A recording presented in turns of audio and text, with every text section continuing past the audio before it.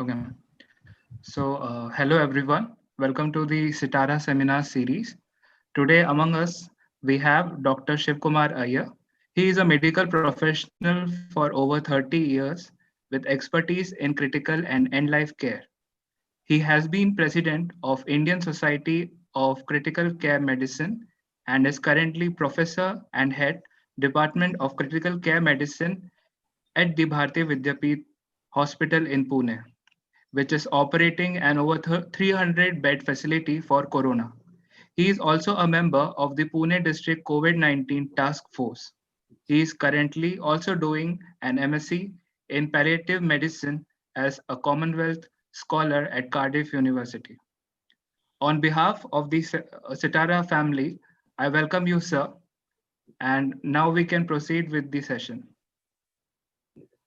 Um, Good evening, everybody. My special thanks to Pankaj, who's been my friend for a long time. From the time I joined medical school, and we've, you know, uh, even though our friendship has been punctuated by absences, we've always maintained this thread, which has helped sustain this friendship for such a long time. So I'm hoping that you all will also be friends. And, in a sense, this talk is going to be like a conversation that I'm having with you. Like, I have had so many conversations with Pankaj. And the conversation, it will have me speaking for a while. And then if I pause and if someone feels that there is some pressing question you would like to answer, you can raise your hand or you can interrupt me, and then we can take that question and we can go ahead. Pankaj was a bit concerned that the talk may get derailed, or I may not be able to cover all the points that I hope to cover. But I think I'll be able to get back the focus, and we do have a fair amount of time. That's what Pankaj just told me. We can go on Definitely. for 1.5 hours. And so what I will do is I will start with what I propose to talk about. And in a sense, you've already got that thing that I sent you, the short synopsis of what I hope to cover. I think it was very ambitious. And in the last 3-4 days, I have been so swamped by work. I've not had time really to work and prepare a polished presentation. But I think in a sense that is good, because when things are unfinished, we can have new directions through that. So I'm going to share my PowerPoint.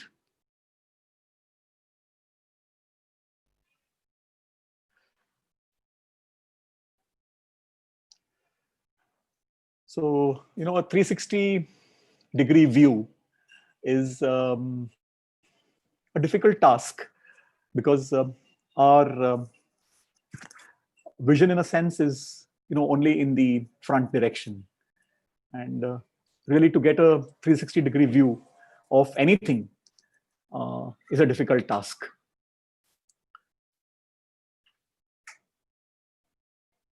The COVID-19 is, of course, a viral illness, the latest pandemic that has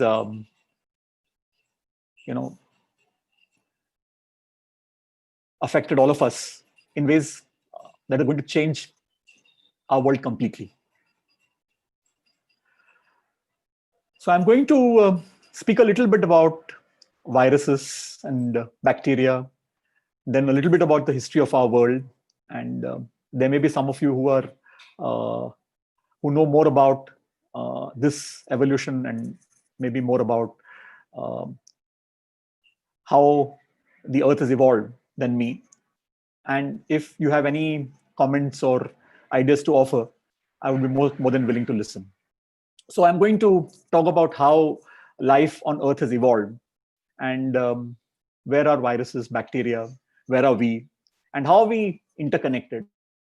And this interconnection has been explored in ways in the last 2 or 3 decades that have completely changed how we look at evolution. So if we think of evolution, the name that comes to mind is generally Darwin. But in the 20th century, and now in the 21st century, the a new branch of science has evolved called evolutionary biology. And this evolutionary biology has been based on the rapid advances that have occurred in genetics and in the way we are able to, access and identify small pieces of RNA, small pieces of DNA. And this, in a sense, has helped us to map not just our human genome. You must have all heard of the Human Genome Project. So the human genome is entirely mapped. It has led to what has been called a bacterial genome project. And what we knew for a while was that in our body we do have many bacteria living within us, but we did not know the extent of these bacteria. And these bacteria we could not study. But now, with the evolution of this technology that allows us to study RNA and DNA, it's called PCR technology, polymerase chain reaction. And I'm sure you must have heard of the RT-PCR test, which is done for the coronavirus. So this PCR technology has meant that we've been able to really map quite a few bacteria. And what we've realized is that within the human body, the number of bacteria exceed the number of cells, by an order of magnitude of 3. So there are 10 raised to 3 bacteria in our body. And not to speak of viruses, the viruses are an unexplored dimension. We are still only beginning to explore the diversity of viruses, just beginning to realize the biological diversity. And Pankaj has worked a lot on biological diversity and in places like the Andaman, where the gross biological diversity has been studied. And of course, Darwin and evolution was about gross biological diversity. When we look at the biological diversity in the microscopic world, that is bacteria and viruses, those are fields that are just going to be explored. So much so that a person called Carl Woese, who's widely regarded as the father of evolutionary biology, he said that if the 20th century was the century of physics, then the 21st century is going to be the century of evolutionary biology, and it is going to affect and unite the physical biological sciences in ways that we are just about beginning to comprehend.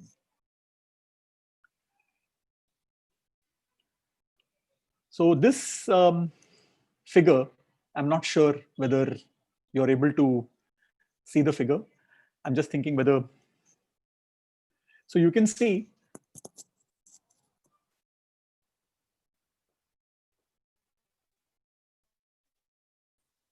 to increase the size of this. I hope it's more visible now.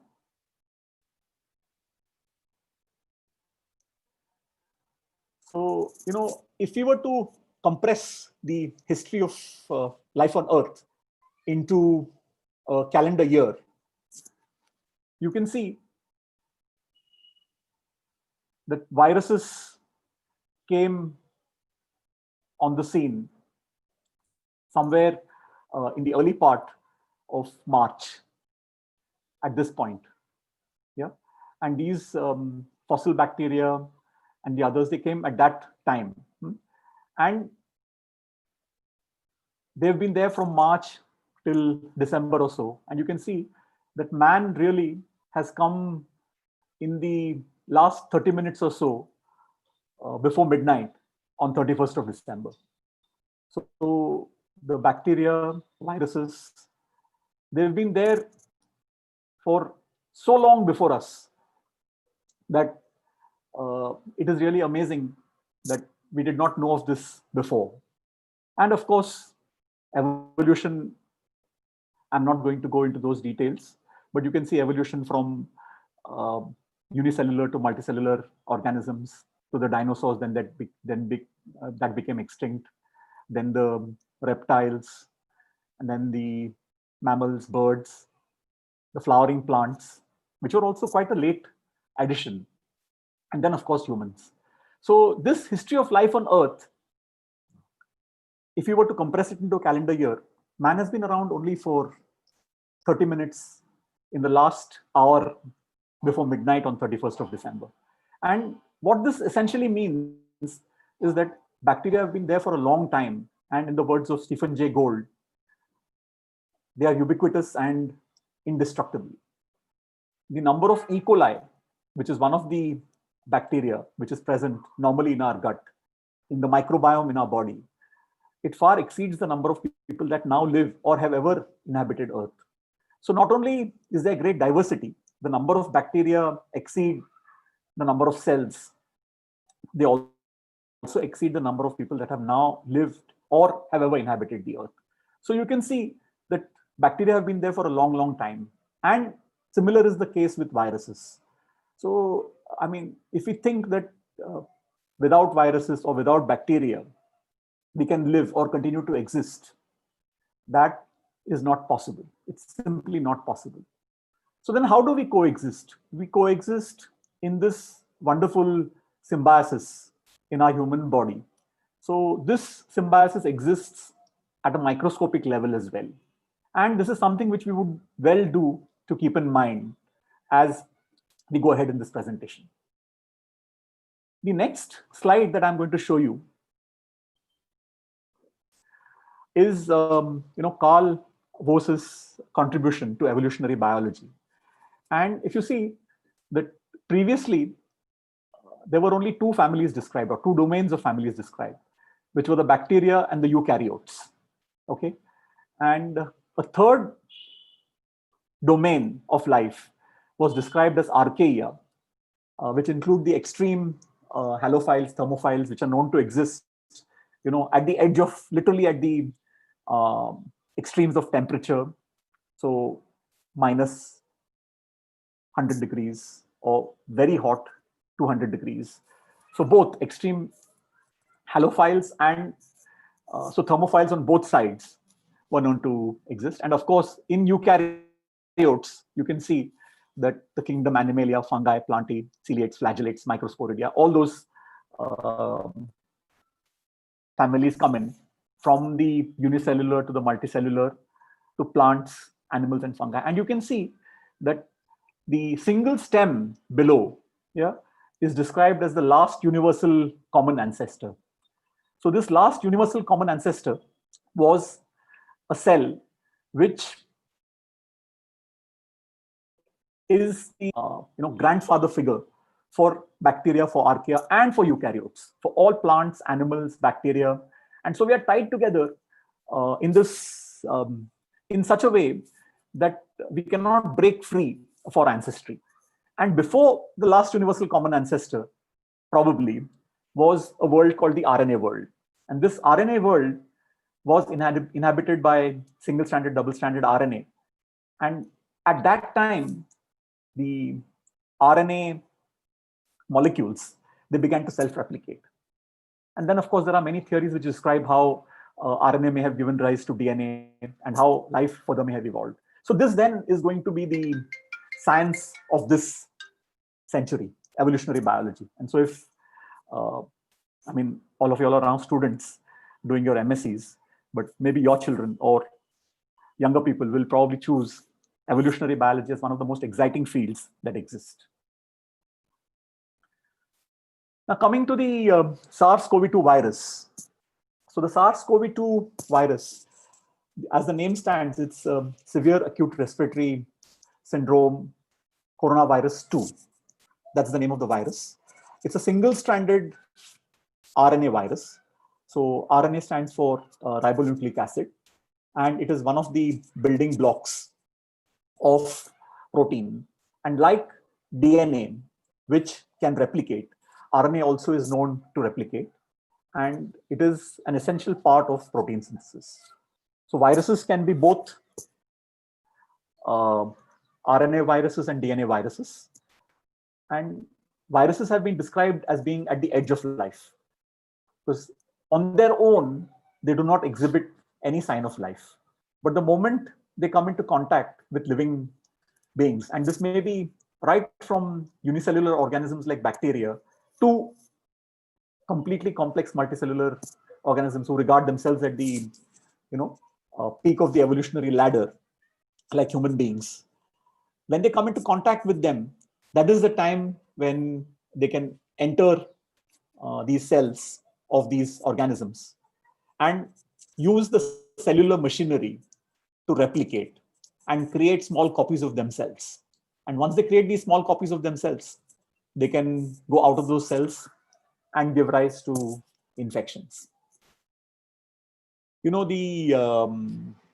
human genome also has these small strands of RNA or DNA, which may represent viruses which have been incorporated into the human genome many, many billions of years back. And so in many ways, the humans are not, in that sense, living in a vacuum. We are connected in many, many, many ways. So the SARS-CoV-2 virus, like I told you, is an RNA virus. It belongs to a group of viruses called the coronaviruses. And there are many coronaviruses in nature.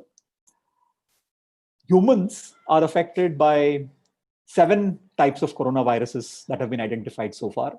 4 of these cause only mild upper respiratory infections and are responsible for about 30% of the upper respiratory infections that we may get seasonally. The 3 coronaviruses that may cause severe illness, like the severe acute respiratory illness, are the SARS-CoV-1, which was first described in 2003 when it caused an epidemic of frightening proportions, not because of the number of people it affected, but because of the high mortality that it was associated with. So this SARS in 2003 had a mortality in the range of about 10%. So 8,000 people approximately were affected and about 774 people died. And that's a very large number because usually mortality due to viruses, if we take the influenza virus, for example, is 0.05% or 0.1%, in that range. And even the mortality related to COVID-19, though you may hear different mortality rates being described, is expected to be below 1%. So that was the SARS-CoV-1. Then there was a second virus which came about 2010 or so, called the MERS, or the Middle East Respiratory Syndrome virus. So this was also a coronavirus, but it did not bear very close resemblance to this SARS-CoV-1. And then, of course, the SARS-CoV-2, which was christened as such in January 2020 by the WHO. It was also called the Wuhan virus or the China virus, and famously by Trump, trying to. So what the WHO felt is that it should not have any geographical or ethnic tone to it, and therefore it was rechristened as the SARS-CoV-2 virus.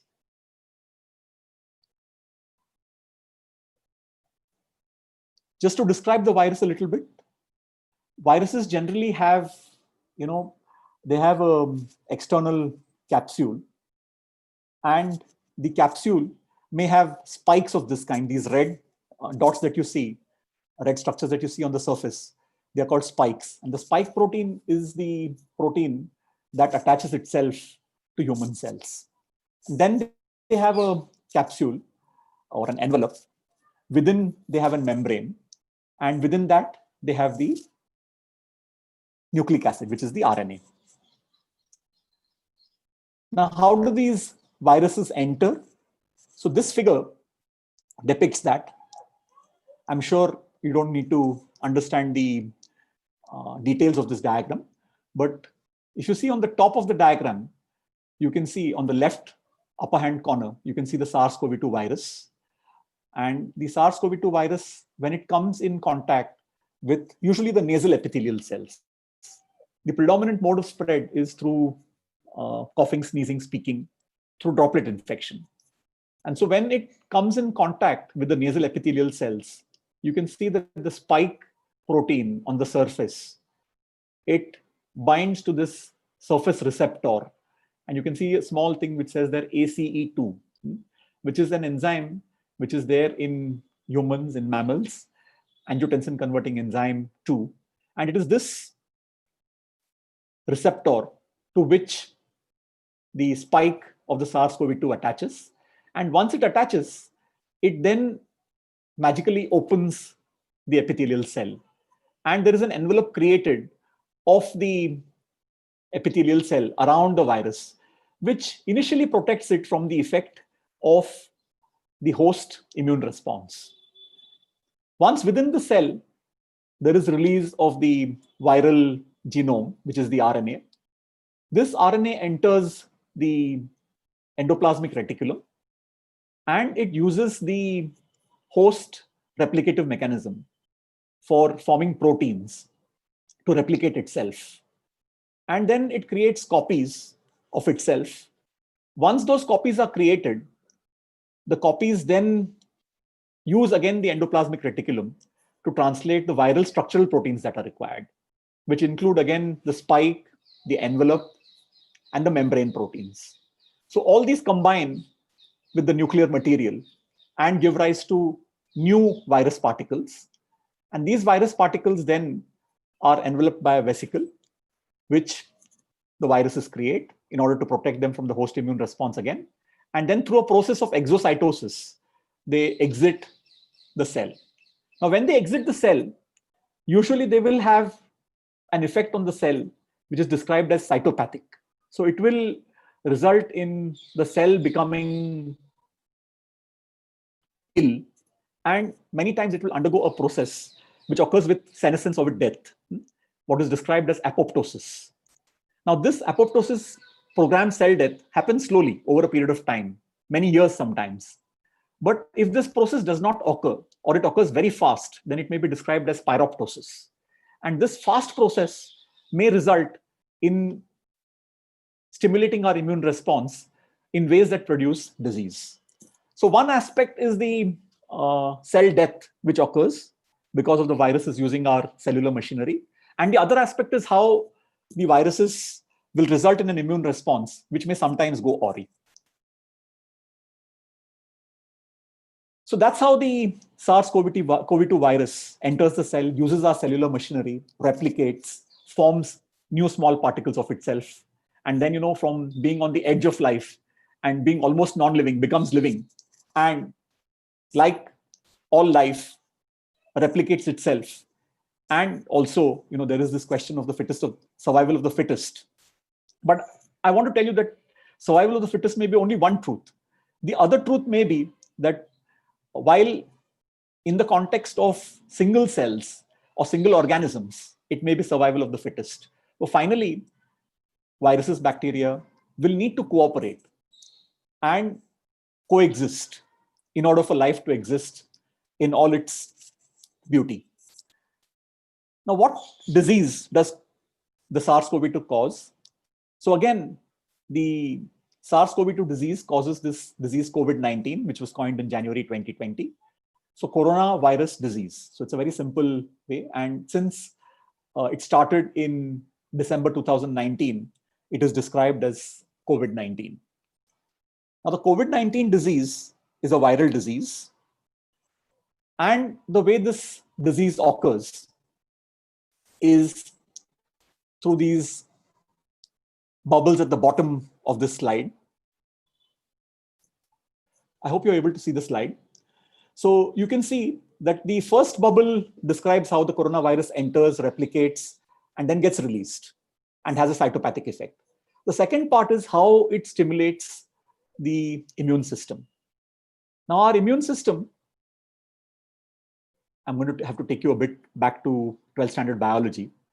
So our immune system, the white blood cells or white blood corpuscles in our body are of two or many types, but primarily of two types. You can describe them as neutrophils and lymphocytes. Okay, so among the neutrophils, they usually help us combat bacterial infection or larger antigenic particles. The immune response to viruses is generally mediated by lymphocytes and other white blood cells, which are described as macrophages or monocytes. So what happens is these virus particles, when they interact with the host cell, at that time, if that particular person has T cells are a type of lymphocyte, has T cells which recognize these antigens, then quickly those antigens are identified and the T cells will have an effect on those cells and quickly kill those cells off. So if the cells are killed, then the viruses cannot replicate within those cells. And that would be the innate or pre-existing immunity which is there in our body. And like I told you, the coronaviruses are a large family.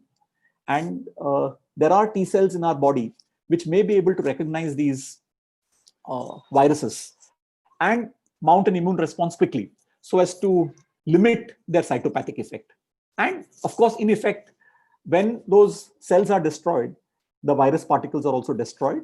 And the antigens that are related to these virus particles, they will be presented to the immune system, which then further will lead to a process called cellular immunity, where T cells of different kinds will get stimulated and they will form memory of these virus particles, which will then be stored in our body.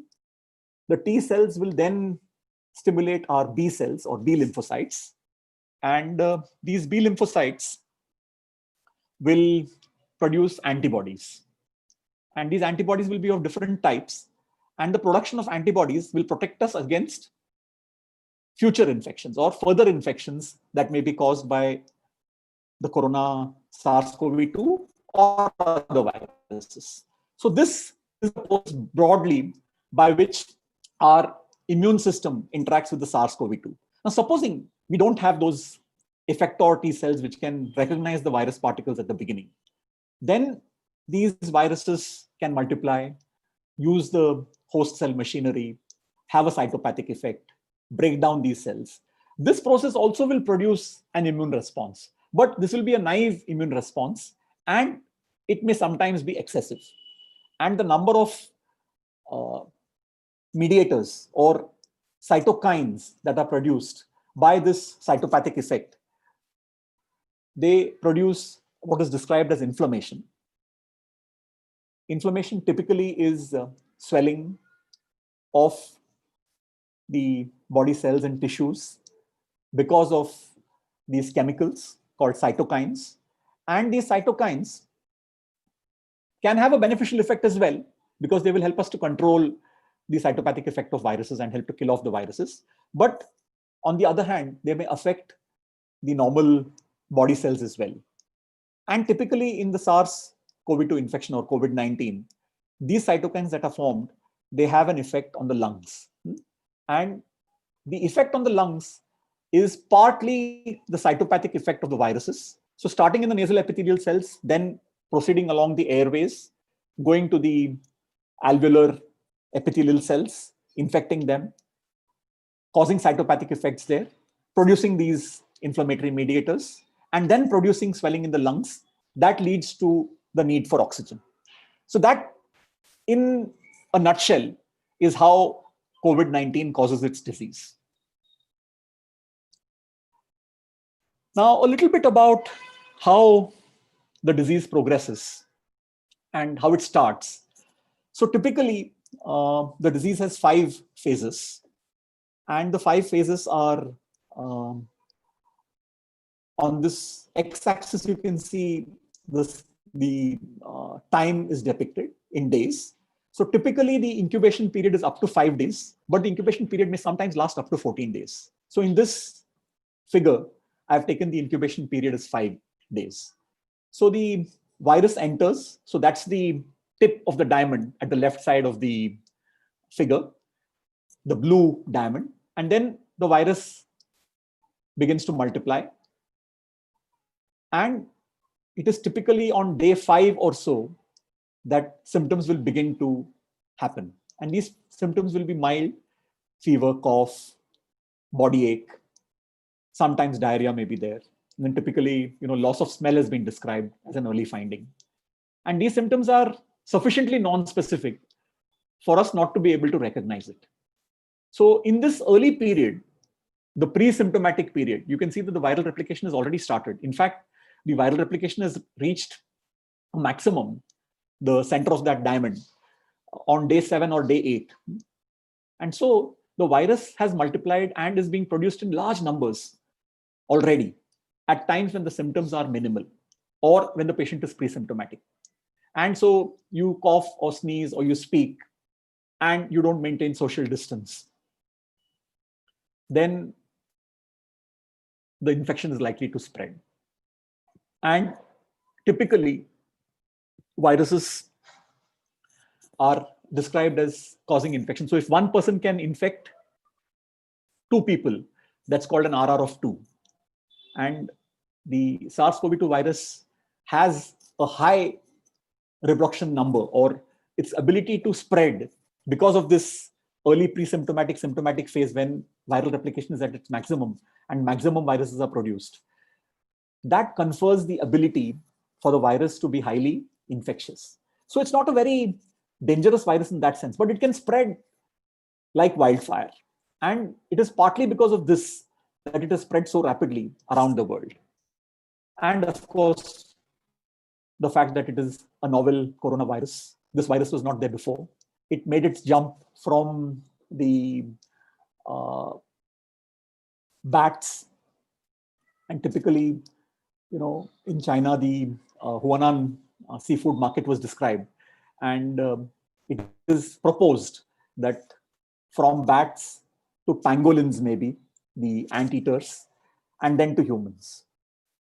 Of course, conspiracy theorists believe that this may not be true and that this virus may have been engineered in a research lab in Wuhan, one of their premier research laboratories for viruses, which is located in Wuhan. And the synthetic virus was being researched on, and it accidentally was let loose. And so there are a substantial number of people believe that this may be a synthetic virus and that it may not have made this normal jump. Of course, that debate is still on, at least for the time being, that it is a natural virus and that it has made the jump from bats to pangolins to humans is the theory that is doing the rounds. Anyways, coming back to the virus and the pre-symptomatic and symptomatic phase, which confers its great infectivity. The mild symptoms appear, and these are primarily due to the cytopathic effect of the virus. Then our intrinsic immunity kicks in. We begin to destroy some virus particles. The virus gets presented to our immune system. And as the immune cell system gets stimulated, if this immune response is dysregulated, and we don't know how this gets dysregulated. In fact, this is one of the areas where we are really running blind. It's like Pandora's box. We don't know how the immune system really operates, especially in these early stages. If it goes awry and it gets dysregulated, then it may produce immune damage. And like I described to you, cytokines are produced, which then begin to cause the need for oxygen because of the swelling in the lungs. And then as this swelling in the lungs progresses, there may also be stimulation of the clotting system in the body, what is described as thrombophilia. And both together, clotting abnormalities and the immune destruction result in what is described as a late pulmonary phase, which starts from day 14 and may persist up to day 28 or so. And now, of course, there is also a post-COVID or a long COVID syndrome, which has been described. And the virus, unlike the previous coronaviruses or the previous pandemics or the flu pandemics, seems to be here with us to stay. And it is producing an illness which is not just acute and disappears. In the sense, in some or most people, it will be mild and it will go away. That is true of the COVID-19 or the SARS-CoV-2 virus. So 80% of people will be only mildly affected. And the remaining 15 or 20% may be affected severely, but there will be a small percentage, maybe around 3 to 5% of people who may develop a longer disease process because of COVID-19. And because the virus is new, it may not immediately go away. So that going away or the ending of this pandemic may depend to a certain extent on vaccines that we are able to develop. A brief look now at the treatment that we have for this COVID-19 illness. I'm sure all of you are familiar with this drug called remdesivir. You know that the Gilead stocks, they went sky high when the paper in the New England Journal of Medicine was published, which said that there is improvement with remdesivir, that it reduces the viral load and it improves the number of days. So if you were to recover in 11 days without taking remdesivir, you will recover in 9 days. But unfortunately, it did not show that it prevents progression to serious disease or decreases the mortality. Yet, because there was no other drug and there is no other known treatment for it, remdesivir received emergency authorization both in the US and then in India as well. Initially, it was short, but now the drug is available and it is being used extensively for patients in the early phase of illness. You know, when they begin to require oxygen, that's the time when remdesivir will have its best effect. Late, when you can see the viral replication has gone down, it will not have much effect. Then we have steroids. I'm sure you all are familiar with the term steroids. Steroids are anti-inflammatory, immunosuppressive. They suppress our immunity. They are drugs which are double-edged. So on the one hand, by suppressing this dysregulated immune response, which may have gone awry, they help the COVID-19 disease. And now there is very good evidence. There is a large trial which was published in the Lancet.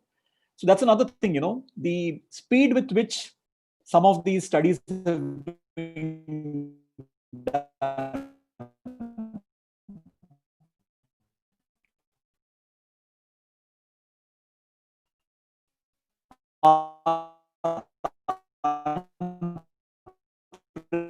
Shiva, we are losing you. The signal is, I think. Statistics and clinicians and get together all that data together and quickly processing it, information technology. So the steroids and remdesivir are products of this world. And it is seldom that so fast in a disease, treatment has been identified and put into practice. So steroids, the drug is dexamethasone, and they have a salutary effect, but we have to watch out because they have side effects like increasing the blood sugar or suppressing the immunity and causing secondary infections. Then the next drug is heparin, which is an anti-clotting drug. So it prevents blood from clotting. Now, what we've realized is that COVID-19, unlike other viral illnesses, it affects the clotting system and it tends to cause clotting within the blood vessels of the body. Clotting usually occurs when the blood vessel is breached. So in order to prevent loss of blood, the blood vessels repair themselves and a clot forms which stops the bleeding from occurring. But this process of clotting occurs within the blood vessels. And to prevent this, we use this drug called heparin. And steroids and heparin together, one may say, are the mainstay of treatment at the moment. Remdesivir, yes, but it's a smaller part. So steroids, heparin are the mainstay with remdesivir. Then we have this drug called tocilizumab. If you have been following the news on COVID-19, it's a drug, expensive drug, which is produced by a company called Roche. And there was a trial reported by the Roche company to sponsor drug. And the trial, unfortunately, was negative. Negative meaning the drug was not shown to have an effect on mortality, but it was shown to be safe. So this is again an immunosuppressive drug. It acts on a particular inhibitor. It acts on a particular mediator called interleukin 6. It's an interleukin 6 inhibitor. And opinion is divided. Some people feel that it's a magical drug, which sometimes can produce magical results. But equally, it may produce, because of its immunosuppressive effect, it may produce secondary bacterial and fungal infections, which may kill. Then, you know, we have the treatment for the extreme air hunger that develops. in COVID-19 because of affection of the lung. So in order to explain it to group, I spoke to Pankaj. He told me that you're going to be dealing with primarily a group of engineers, so they may not have had any exposure to biology after their 12th standard, except of course he told me that there is a pediatrician and there is some active research which has been done by your group on maternal and child health. So in order to describe what happens in the lungs, I think lack of oxygen is what happens. And lack of oxygen in the lungs is not tolerated very well by humans. It is very similar, the lack of oxygen which occurs is very similar to what happens when we go on to the high altitude. So some of you may have, been to the Himalayas or to heights, and you know that if you suddenly go to a height where the atmospheric concentration of oxygen is low and it results in lack of oxygen, that can produce breathing difficulty and may cause what is called high altitude pulmonary edema. Now, the pulmonary edema that occurs in COVID-19 is similar in its effects, not in its mechanism. So in COVID-19, what has happened is the alveoli have been filled with fluid, which is partly because of the cytopathic effect of virus and partly because of the inflammation or swelling of the lungs.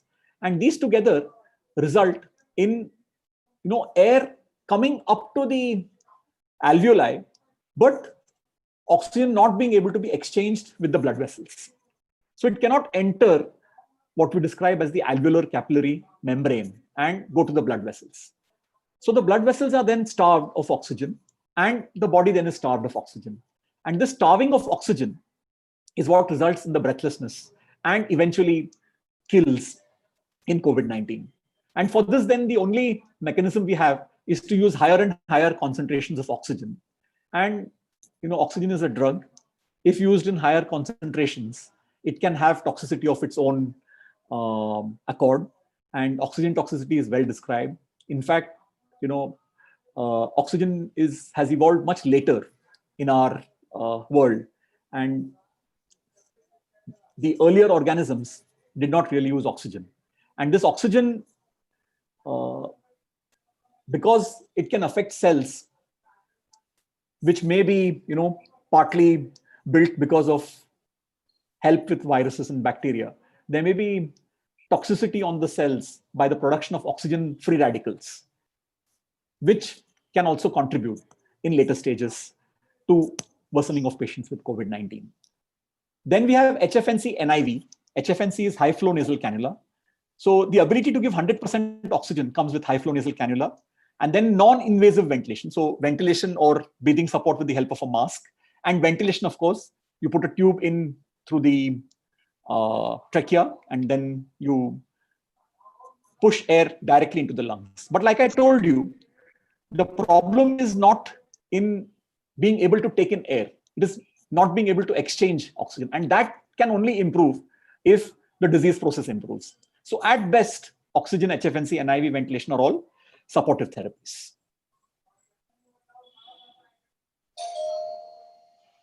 Okay, so that's the COVID-19 disease, the SARS-CoV-2.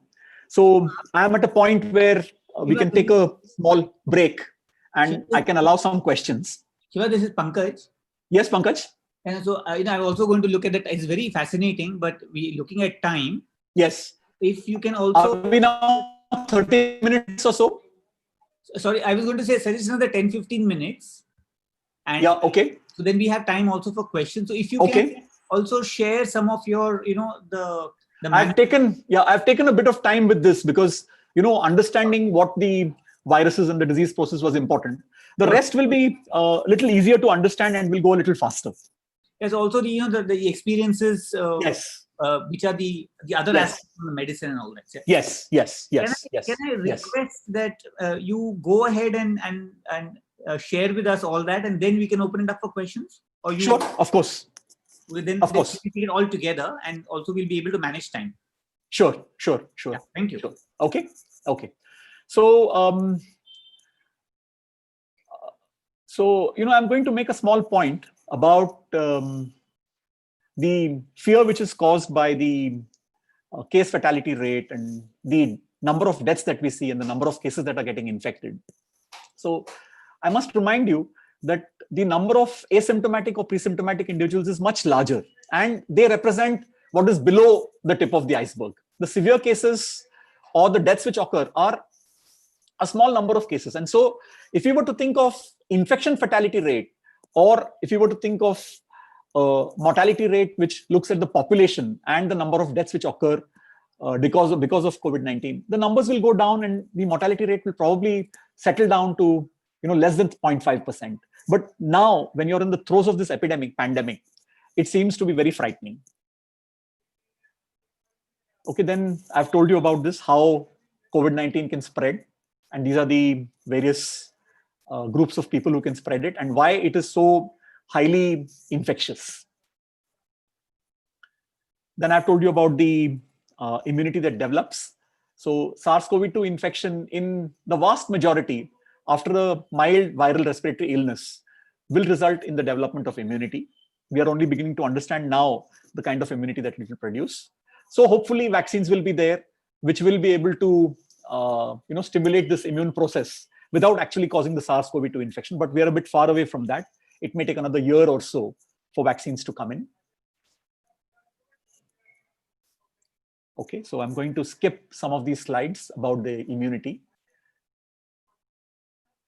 Okay, so a quote from Louis Pasteur, the father of bacteriology and the infectious disease hypothesis, that one organism, one disease. So on his deathbed, apparently, Louis Pasteur said that Bernard, another physiologist of his time, was correct, and that he was wrong, that the microbe or the germ is nothing. The terrain or the milieu is everything.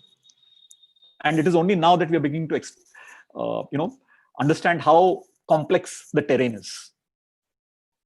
Then for those who like to read and would like to expand their view, this book is highly recommended, and by Ed Yong, called I Contain Multitudes. Okay, so those are the slides that I have. And now I'm going to talk to you about our experience with COVID-19 in the next 10 or 15 minutes. When we had the first case in our hospital, it was 17th of March. And the lady came in with being ill for the last 7 or 8 days. We already were aware that at some point we are going to experience or encounter patients with the COVID-19 disease. And so she came with a respiratory illness, and she was breathless when she came in. Her lungs showed typical shadows, which would have indicated COVID-19 disease. And we sent her test to the National Institute of Virology, which had already started doing the tests somewhere end of February, beginning of March. And there were already cases identified in Pune, in Thiruvananthapuram, and in some other places in India. So the first serious case, she came to us on 17th of March, and she was arguably the first serious case which we encountered in Pune. So this lady rapidly progressed in her breathing difficulty and went on to require non-invasive ventilation and ventilation. At that time, the hospital was not prepared. I mean, we did not have the infection control precautions that are necessary to prevent the spread of SARS-CoV-2 and COVID-19 within the hospital. And so naturally, there was a lot of panic. The disease had already begun to affect. We already knew about the China Wuhan epidemic and the roughly 3.5% mortality rate. And we were looking at Italy and Spain and the UK having very high case fatality rates and rapidly people developing the disease and succumbing. We also had, the Italian Prime Minister coming out onto the street and saying, "I give up." So a dramatic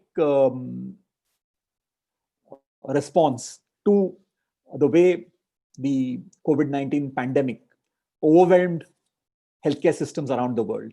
And so that fear was there within our minds, within the nurses' minds. Of course, of being overwhelmed was one fear. The other fear was being personally infected and suffering from a disease for which there may be no comeback. And so then, we got together personal protective equipment, those astronaut suits that are so commonly seen in initial pictures of the pandemic. And I think the public image is still of those personal protective equipment that resemble astronaut suits. And so then in that time, from the 17th of March till about the 1st or 2nd of April, she stayed in the hospital for about 17 days. She was very ill. And in fact, there was a time when we thought that she may not recover only with mechanical ventilation, that she may require extracorporeal membrane oxygenation. So where you take the blood out and oxygenate it and send it back to the body. Fortunately, she did not recover that, and she did recover. And she recovered mostly on her own.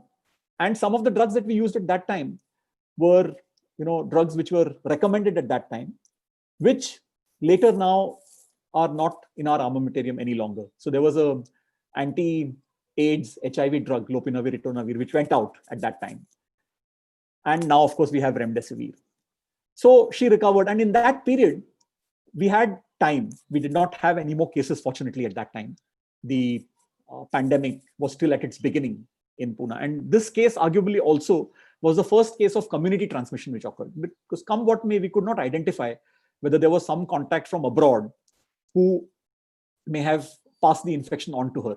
So it was a completely homegrown thing in that sense, where we could not identify. So it was local or community transmission within country. And that was frightening because it meant that it would quickly spread and we would soon see a peak of the pandemic.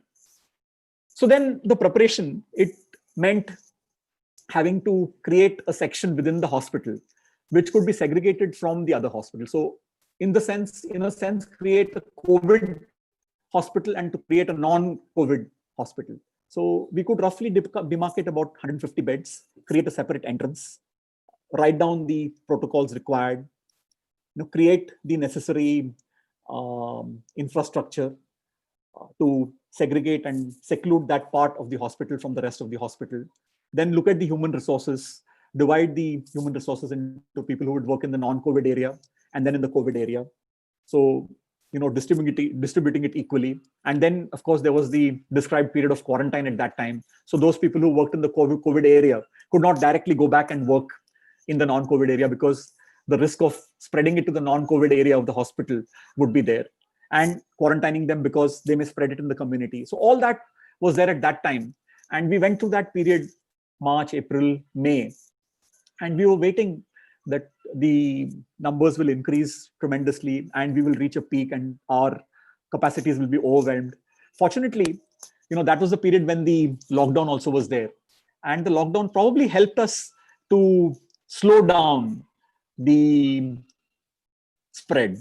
And that slowing down was useful because it helped us to prepare hospitals. The administration had some chance to put in place preventive measures to create enough public awareness and to create protocols and guidelines for management. I think in that sense, our country has functioned much better in this pandemic than it did in the swine flu epidemic.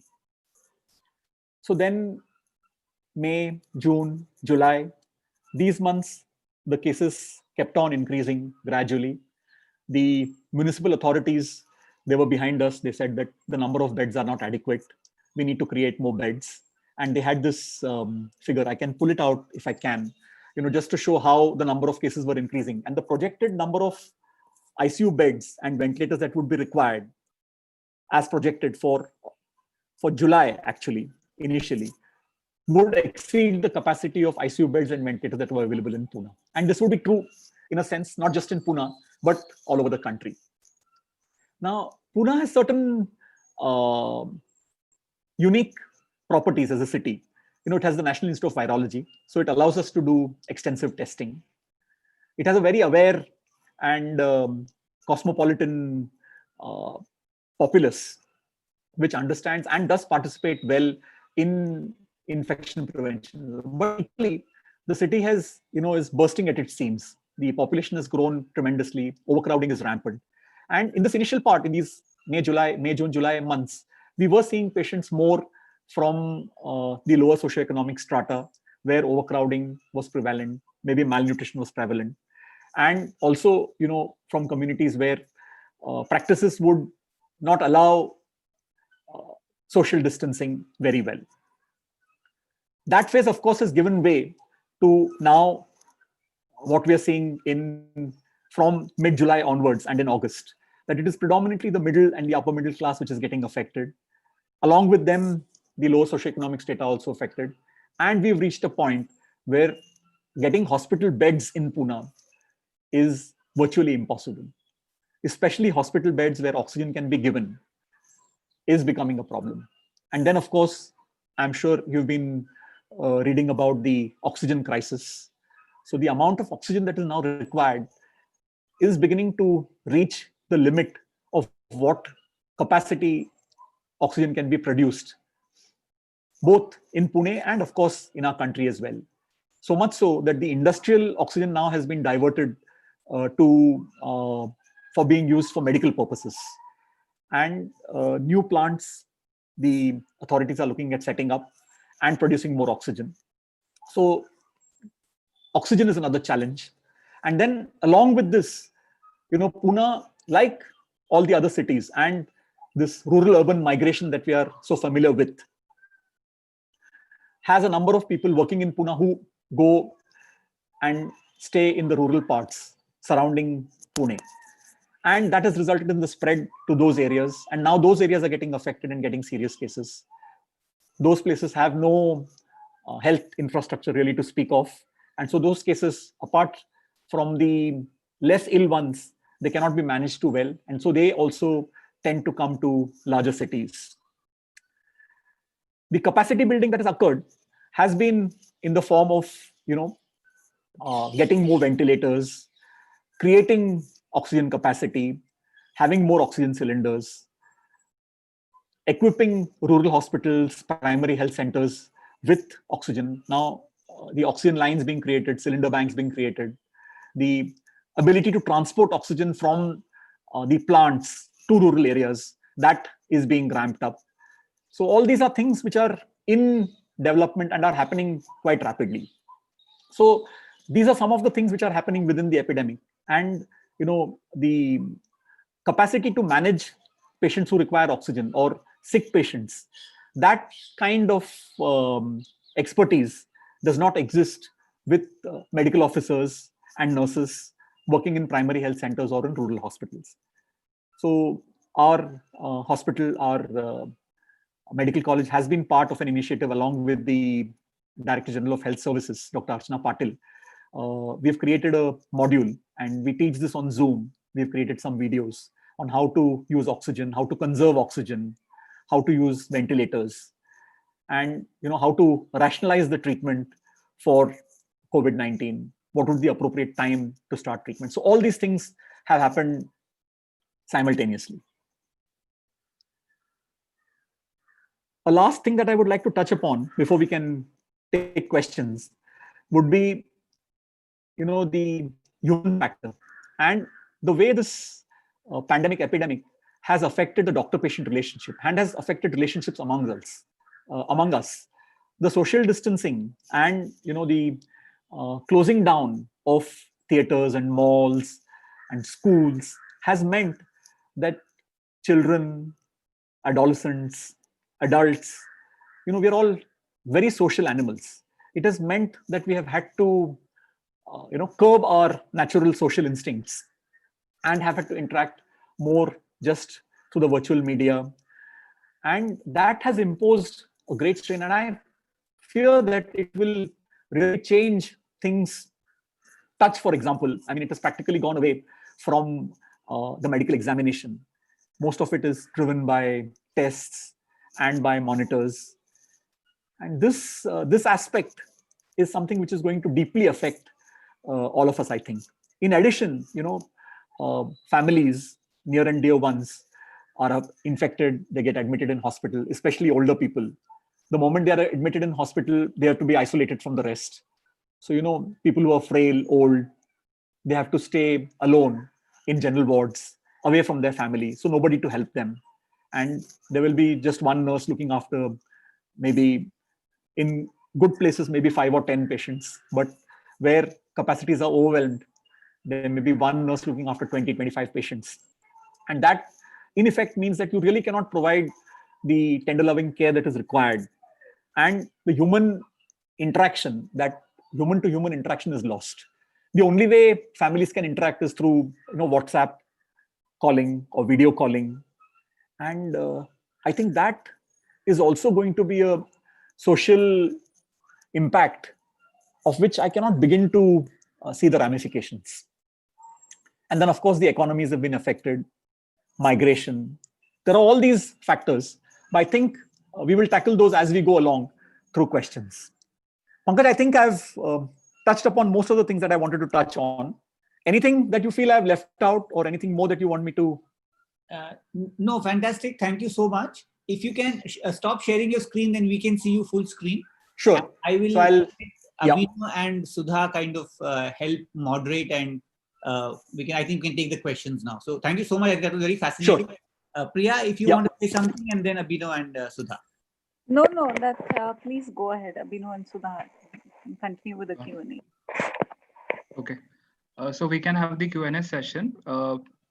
Participants can raise their hand or put your questions on the chat section.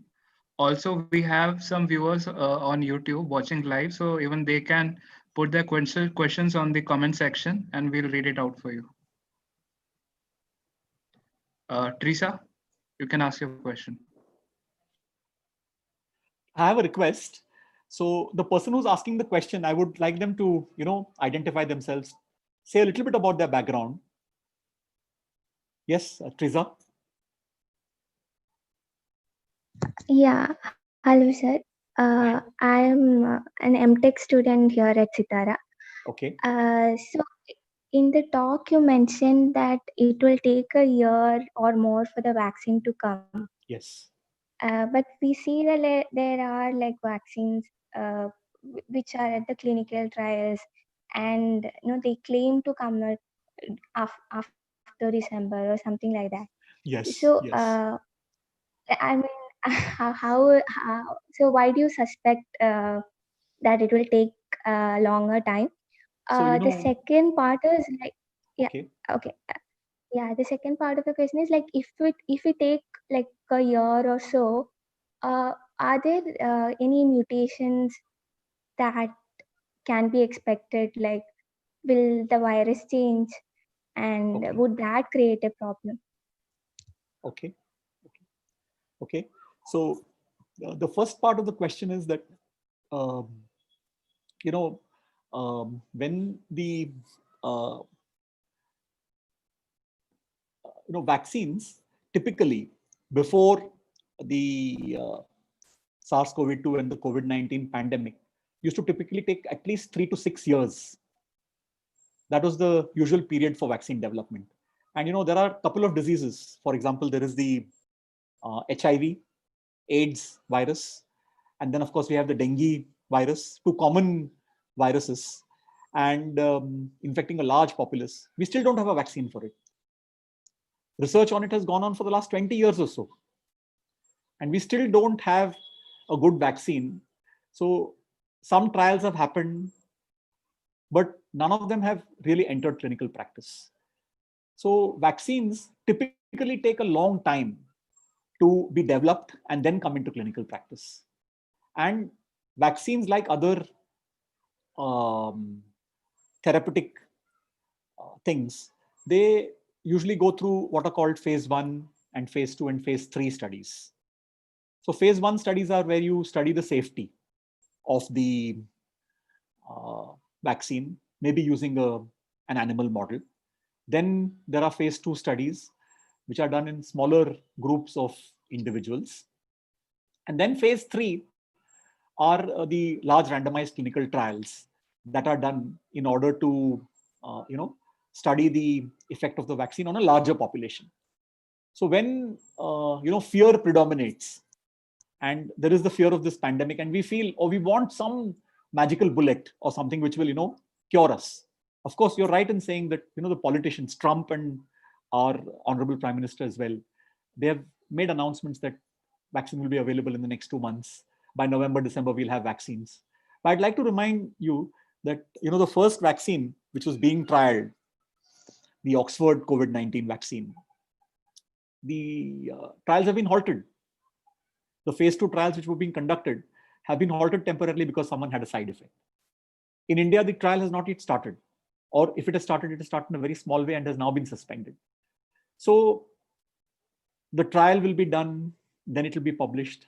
So the earliest I can think of, in case, and you're assuming that the vaccine trial is going to go in a positive way, that there will be no. So that I think makes for bad science, because then you don't have equipoise when you're starting doing some trial. So trial typically is when you believe equally in both possibilities, that it may work, it may not work. So, and when there is bias of this degree, and of course there is the influence of industry as well, then things may be introduced in haste, which, at best may not work, and at worst may cause side effects which we may not imagine. So these are all apprehensions in my mind, and I hope, like you hope, that the vaccine will come earlier than before. The second part of the question was whether the virus will mutate. So typically, these respiratory viruses, the coronaviruses and the influenza virus for that matter, the influenza virus is a DNA virus, by the way, and this is an RNA virus. So they do go through a process of mutation, and it's finally survival of the fittest, isn't it? So the virus doesn't want to be eliminated. It wants to be within the host, multiply, and if possible, cause infection that will be milder, and which will enable survival of both the virus and the host. If the host gets killed off and all of us die, then the virus also will die, isn't it? So that's where I say that, it is not so much about fittest, survival of the fittest, but it's also about arriving at a balance and coexisting. And that process will be helped by vaccines, but it will also be helped by natural infection. So while the number of deaths which will occur because of COVID-19 will be there, my hope is that we will achieve natural immunity, what is described as herd immunity. A certain number of people will get infected, and that will raise immune levels in the community to a level where the coronavirus disease becomes milder, and we will coexist with this coronavirus as we have learned to exist or coexist with previous viruses. The mutations will be a challenge for vaccine development, but then, the influenza virus, every year they produce a vaccine. And so it is possible that for the SARS-CoV-2 or the COVID-19 disease also, we'll need to produce viruses annually, vaccines annually, but that is in the future yet. So 6 months at least, if not 1 year. Thank you, sir. Teresa, you want to ask a supplementary? No. I was just telling thank you, sir. Okay, yeah. Okay, now we have a question on the chat by Professor Narendra Shah, sir. And he asks that what is your scholarly opinion on the big question of when this would dilute, if not vanishes completely? Very, very, very difficult to say. In fact, my feeling is that it will continue. It will continue for a year at least. And in India, as in other smaller countries like in Italy or Spain or the UK, which are fairly homogeneous countries with good healthcare systems, they had a peak and then the number of cases went down. And now, you see the number of cases which are reported daily or the number of deaths which occur have stabilized at a very low level, which is easily manageable. So in India, you see it is the 5 major cities. There are 5 or 6 major cities that have contributed the maximum number of cases at the moment. And so these cities will reach a peak and then they will begin to come down in the number of cases that are going to occur in those cities. But unfortunately in India, healthcare is concentrated in these cities. So other places don't have good healthcare. And so as the other places reach their peak, those cases will then come to the city. And what I see is that there will be a conglomeration of peaks, and larger cities will peak earlier, smaller ones, places with less dense population will peak later. And this process in a large and diverse country like ours is likely to continue for at least 1 year.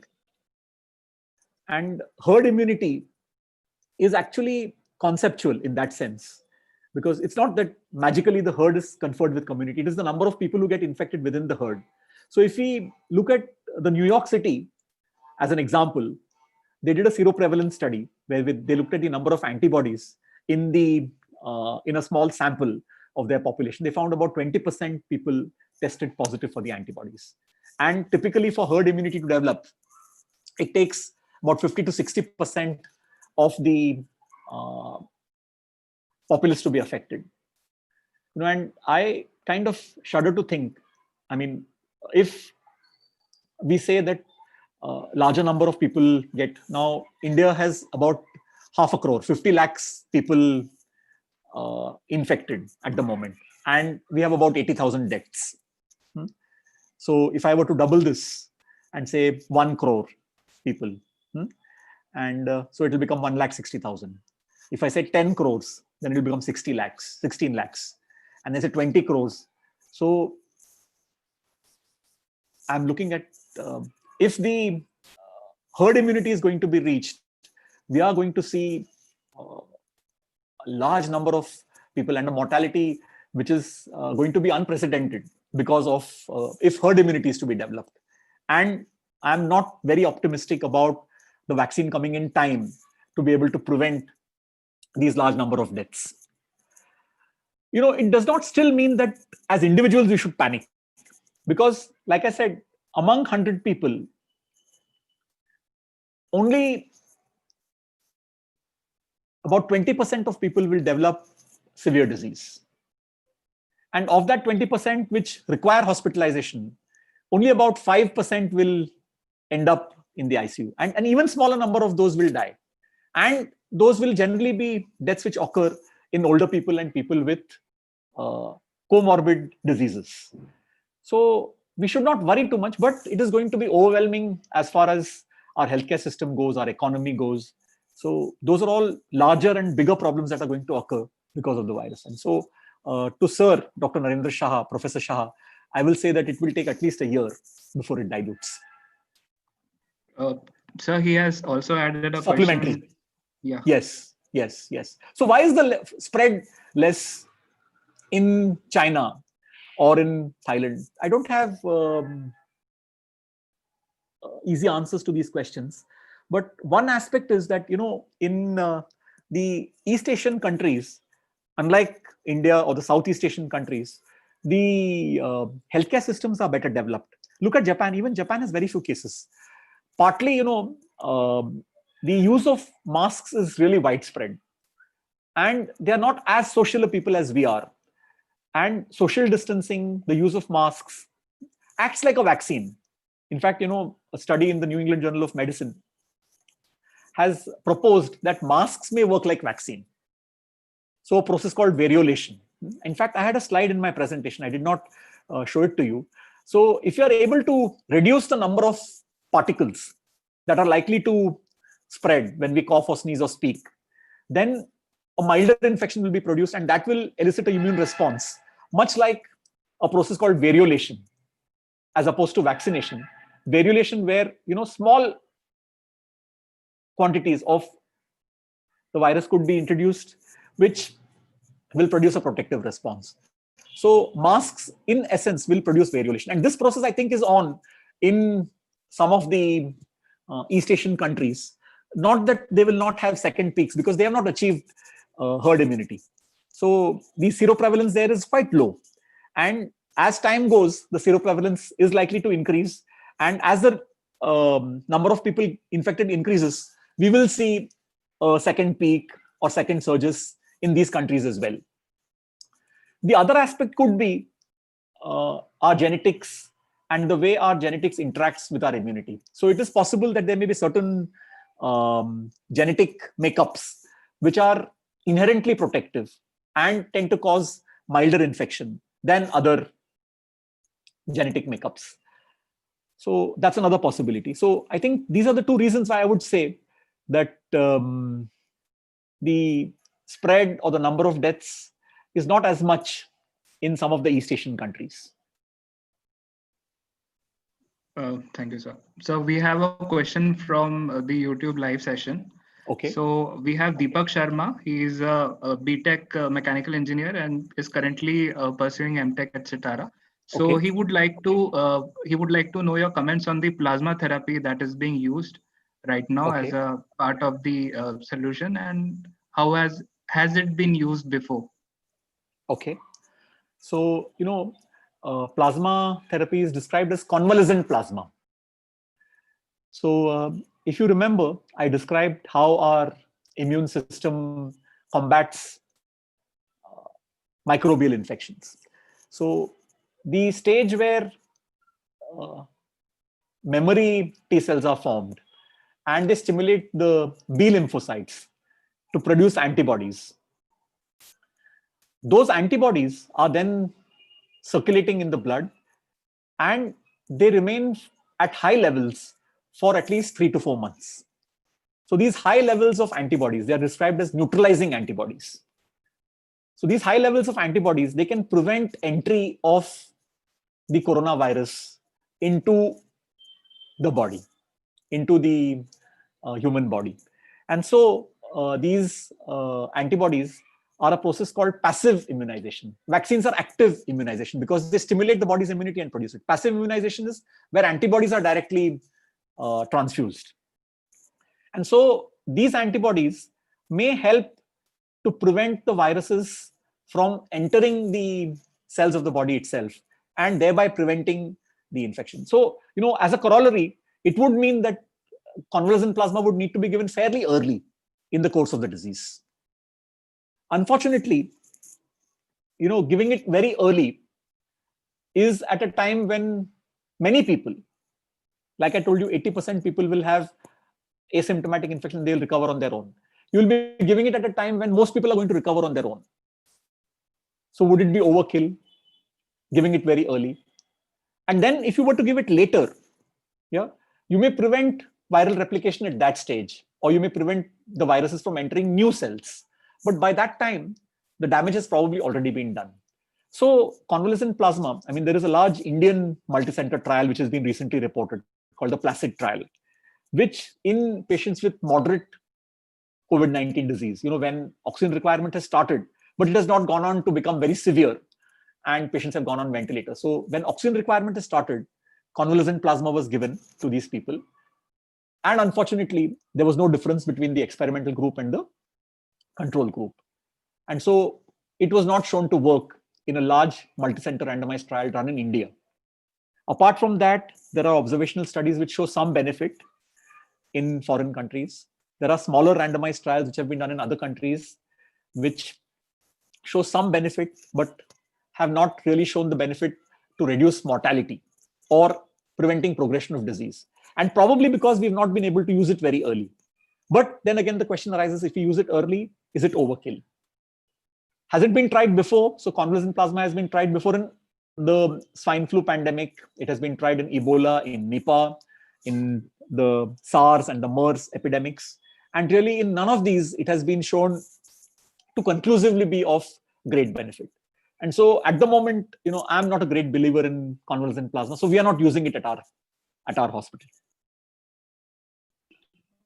I hope that answers the question. Yes, sir. Now we have Arshi. Arshi, you can unmute yourself. Hello, sir. Yes. First of all, sir, thank you for the very informative presentation. Sir, I had a question regarding the revised ICMR policy for the revised discharge policy. Okay. And so it says that we can discharge a person in after around about 10 to 15 days if there's no symptoms and Yes. there's no need for prior testing. Yes. So, sir, I had two questions regarding this. Then, sir, how do we establish that whether the patient is cured or not? And secondly, sir, is there a risk of transmission from such patients who have not been tested negative but have been discharged? Right, right. So, if you remember the slide I showed you about the clinical course, where the viral replication is maximum up to day 14. And after that, the viral replication goes down markedly. And what we have found is that in the about 14 days or later, the test that we do for detecting the virus, it's called the RT-PCR test, which detects the RNA of the virus. So it doesn't detect a whole virus. Yeah. So what it detects is the RNA of the virus, and it may be equally a dead virus. So the question of transmissibility after 14 days is practically nil. Yeah. The transmissibility, like I told you, is maximum when the dose of virus that is being transmitted through a droplet, through coughing, sneezing, or speaking, has to be large. If it is a small, then the infectivity of that person is very low. Yeah. So that is one aspect of the question. The second aspect of the question you've asked is that, is the patient cured? How are we releasing him into the community without knowing whether he's cured? So for all practical purposes, if he has no fever, if he has no oxygen requirement, then he is considered to be cured. After he is discharged, usually now the revised ICMR recommendation is that you can discharge a person on 10 days. At 10 days, he's advised home quarantine for the next 7 days. Now, the reason for this revision is partly because of our understanding of science and that the person is less likely to be infective at this stage, and that he has less chances of developing a relapse or recurrence, which is very minuscule. The numbers there have been a couple of cases which have been described, but they are very small. And so that's the reason why the ICMR guideline has revised. The other thing is, hospital beds are overwhelmed. Now, just as an example, when we started, we had, like was pointed out in the introduction, we have 300 beds. So of the 300 beds, about 100 beds or so were where we had asymptomatic patients for isolation. Okay. Now, all the 300 beds are oxygen beds. So we no longer have patients who are asymptomatic. In fact, what we do is when patients come in to the hospital with a positive test, we judge whether they are going to be home isolated or not, and we send them home. And the reason for this is that very acute hospital. If you keep people in the hospital, the bed is more serious. So these are the two reasons why the ICMR policy has been revised. Thank you, sir. Now we have Hari Prasad. Hari, can you unmute yourself? Yes. Hello, can you hear me? Yes, Hari. Yeah, sir. I am a PhD student at Sitara. Yes. I have two questions. One is about, I'm looking at this pandemic from a disaster studies point of view. Okay. So in medical profession, actually, when do a medical professional, doctor or any other person says a pandemic or an epidemic as a disaster? And I came across different views like triad and all, like ethical consideration, how a person should be given the oxygen demand and oxygen related supply. Yes. So does this change for a health hazard or a health emergency to that of a, for example, plane crash or a train accident? So that is my first question. Second is, every home where COVID patient is there is now a biomedical waste generating place. So how risky is that waste disposal, for example, in a city of Mumbai or in a city of Madras? So how do this waste disposal at each and every home matters? And for example, personally from also from hospitals, how do your hospital in Pune manages the biomedical waste, which is more than normal, more huge amount? Okay, so two questions. The first question is about what is an epidemic, what is a pandemic, and when does a pandemic become a disaster? Yes. So see, an epidemic is when the number of cases due to that particular disease exceeds the usual number of cases that occur because of that disease. So in that sense, even one case with COVID-19 or SARS-CoV-2 would be considered an epidemic. But when they occur in large numbers and infect multiple countries, like the SARS-CoV-2 virus has affected, it would be described as a pandemic. So really, so far, we have had two really large pandemics. The first was, of course, the Spanish flu pandemic in 1918. And then, of course, we had the couple of smaller epidemics, which were tending to become pandemics because they affected more than one country, the SARS and the MERS outbreak. And then we had the swine flu pandemic, which affected a large number of countries, but was mild. And then we had the Ebola and Nipah, which were smaller epidemics, did not really become pandemics, fortunately for us. And now we have the COVID-19 pandemic, which has assumed the proportions of a disaster. So if you look at the number of people infected during the swine flu pandemic, the numbers were probably similar. But COVID-19 has come onto a naive population, and the number of people that it is infecting is very large because people don't have any natural, not very much natural immunity to it. And because of that, even though the mortality because of it finally may settle down to less than 1%, 1% of a country which is 1.5 billion, you can imagine, you can do the math. That's going to be a large number of deaths which is going to occur. And when a large number of deaths occur in a health system that is inadequate, you have a disaster in the making. So disaster preparedness, while it is described for both natural and man-made disasters, so earthquakes, floods, droughts, plane crashes, it can also be described for pandemic disasters of this kind, where health systems are completely overwhelmed. That brings me to the supplementary that you asked about disasters and the question of triage and of the ethicality of allocating scarce resources. And what is the ethics of resource allocation in situations like this? So, when resources are scarce, then we need to have a system whereby we can allocate these resources fairly. So a fair system of distribution is what we look at.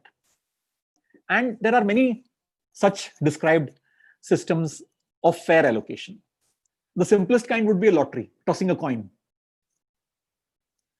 If there's only one ventilator and there are two patients, so who will get the ventilator? You can toss a coin. It's fair because either of them can. But then, one person could be a 90-year-old man who's got multiple comorbidities, and the other could be a 25-year-old man who is. So in that sense, then, you would think of the effects of that allocation of resource. So that is called consequentialism, or, there is a Bentham's theory of resource allocation, which says that resources should be allocated in such a way that it produces maximum benefit to the maximum number of people and to the people who are likely to benefit most. And so then you have another system of resource allocation. Now, when healthcare systems are run by the state, then you can implement ethical systems of resource allocation. Unfortunately, in our country, much of the healthcare is private. And the government healthcare is primarily geared towards preventive healthcare. Curative healthcare is not what the government is able to do. It has not allocated enough resources to be able to provide curative resources or, to tackle pandemics of such a kind. And so therefore, then it is an unequal system. People who are able to pay, people who are able to encourage or wield their power are able to get beds. Those who can pay get beds. And so it becomes an unequal system. And so therefore, there really is not an equitable allocation of resources. Okay, so that's my answer to your first question. The answer to the second question about biomedical waste disposal is easier. Now in most cities, the biomedical waste disposal has become fairly,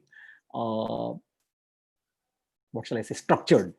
And there is a company called POSCO, a private-public partnership in Pune. I can tell you that example, which has partnered with the municipal authority for disposal of this biomedical waste. Now, when the biomedical waste is generated, so that biomedical waste does not infect the people who are concerned, what we do is to use a system of disinfection of that biomedical waste. So we use substance called hypochlorite, so it kills off the coronaviruses, and the people who are going to handle the waste will wear protective equipment, which will prevent them from getting infected. And then, of course, once it is handed over to POSCO, the process of destruction of that waste will be through a process called incineration. Okay, so I think that's how biomedical waste gets disposed, and the risk of spread from biomedical waste is less. Now, if you think of household waste and a large number of pre-symptomatic, asymptomatic people, getting infected, discarding their tissue. Now, if we are to prevent that from spreading, that is where, hand washing comes in and hand hygiene comes in. So, the virus spreads through the respiratory route, through droplets. The other method of spread is through our hands.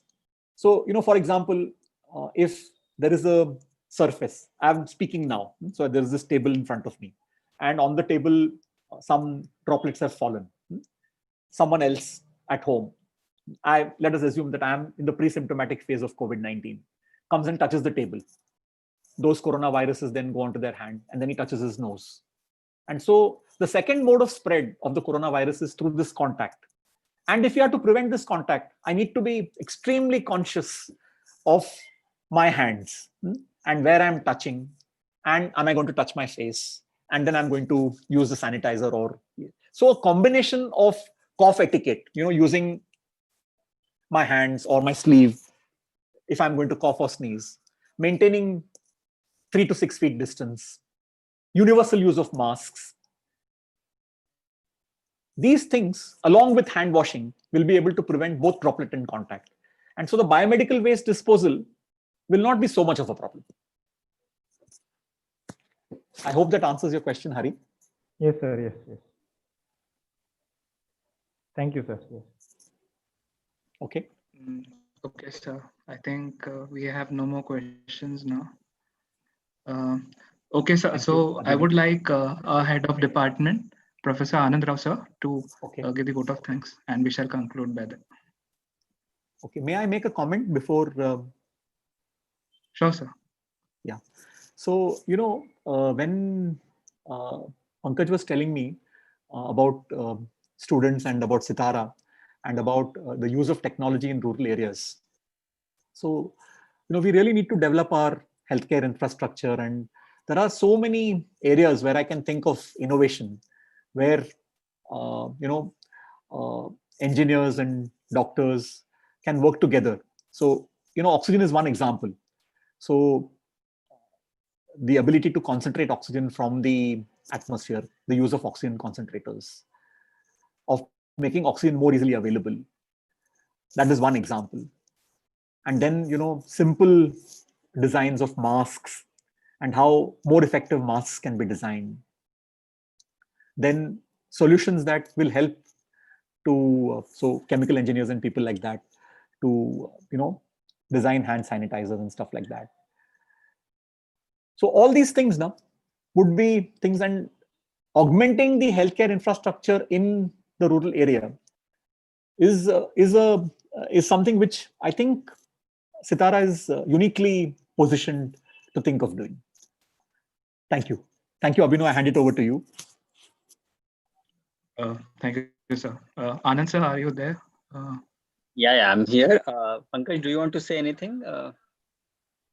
Yeah, I actually quite coincidentally, I had raised my hand and I wanted to ask Shiva, and he answered the question that I wanted to ask. Is that, what do you think that a place like Sitara, with our students and our focus on technology in rural areas, what is it that, because this world will change so dramatically perhaps, so what is it that, both conceptually and in real terms, we might be wanting to do as, within the limited capacities we have? So I think I've partly answered. Yeah, The other area could be, in education. I mean, it's going to be mostly online, and how do we promote keeping a distance and yet being close, and how do we improve methods of education? How can we use technology? So all those things are being explored, but I think they need to be explored more.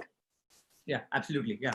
And maybe we should have a longer conversation on some maybe more specific gaps that, the medical community, whether we can fulfill those gaps, I don't know, but perhaps that. But yes. Thank you so much. And Anand, please do the, Thanks, Anand. Thanks, Shiva. So, thanks. Yes, Dr. Iyer, I'm really thankful to you for taking out time. I'm sure you must be pressed of time, especially in this kind of a pandemic situation, where all the doctors are in so much in demand. But thanks to Pankaj that you agreed for this talk, and then tried your best to explain all these complicated biological concepts to all of us who are mostly engineers and have been away from the world of biology for such a long time. It was really helpful, and then it is so relevant to know all these things in the current situation that we are passing. So I'm really thankful to you on behalf of all of us. Thanks again, and then maybe whenever time permits, situation allows, you can visit us in Sitara, and then we can see how these collaborations between engineers and doctors can happen. So of course, as we're trying to cope up with this online mode of engagement, it has its own set of externalities on health, I suppose. I mean, especially the eye health.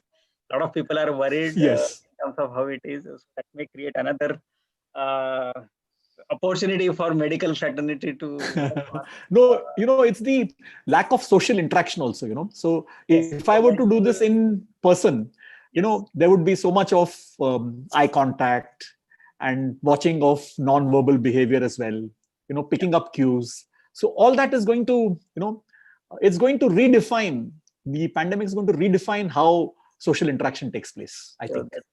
Yeah, they keep on calling about this new normal. We are yet to find out what that new normal is going to be. Yes. All of us are in search of that new normal. So till we settle down on that, Thank you so much again, and then, thank you. Thank you, everybody. Can close. Thank you. Pankaj sir, I think Pankaj sir wants to say something. Oh, sure. Yeah. Pankaj? No, nothing. That was a